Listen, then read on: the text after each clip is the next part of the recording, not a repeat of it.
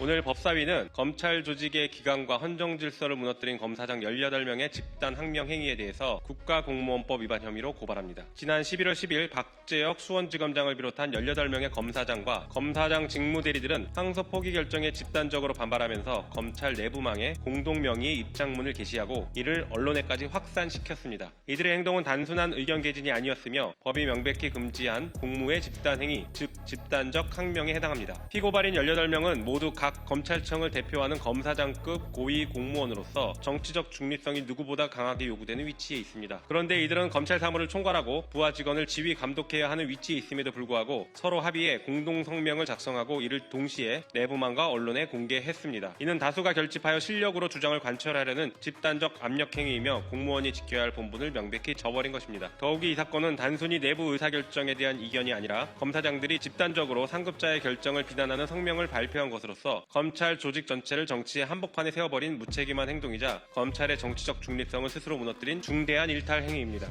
한편 절차적 정당성과 명분도 갖추지 못했습니다. 검찰청법 제7조와 검사의 이의제기 절차 등에 관한 지침은 검사가 상급자의 지위에 대한 반대 의견이 있을 경우 충분한 내부 논의를 거쳐 정식 이의제기서를 제출하도록 규정하고 있습니다. 그럼에도 수사 당사자도 아닌 전혀 관계가 없는 피고발인들이 갑자기 나서서 상급자의 지시를 흔들기 위한 집단 성명을 발표하고 위법하고 비공식적인 방법을 선택했습니다. 이는 조직기강을 송두리째 흔드는 직무 일탈이자 공무원이 지켜야 할 지휘 감독 질서에 대한 정면 도전입니다. 더구나 이번 사건은 검사장급 고위직들이 스스로 본보기가 되어야 하는 위치에 있음에도 불구하고 집단 행동을 주도했다는 점에서 그 책임이 훨씬 더 무겁습니다. 국민 여러분, 검찰 또한 정치적 중립성을 가지고 국가와 국민에게 봉사해야 할 의무가 있는 행정직 공무원에 불과합니다. 그들이라고 예외가 될 수 없습니다. 오늘 국회가 이들을 고발하는 것은 지극히 당연한 명제를 다시 한번 명백하게 짚고 넘어가기 위한 것입니다. 이번 사태는 헌정 질서의 근본인 공무원의 정치적 중립과 검찰 조직의 지휘 감독 체계를 정면으로 무너뜨린 사건입니다. 만약 이런 집단 항명을 용인해준다면 앞으로 검찰은 외부 정치 상황에 따라 조직적으로 결집해 상급자의 적법한 지위에 저항하는 것이 가능해질 것입니다. 이것은 검찰권의 민주적 통제를 사실상 불가능하게 만들고 결국 국민의 기본권과 법치주의에 심각한 위협을 초래하게 됩니다. 따라서 오늘 법사위는 이와 같은 피고발인들의 반민주주의적 범죄 행위에 대해 국가수사본부의 철저한 수사를 요청합니다.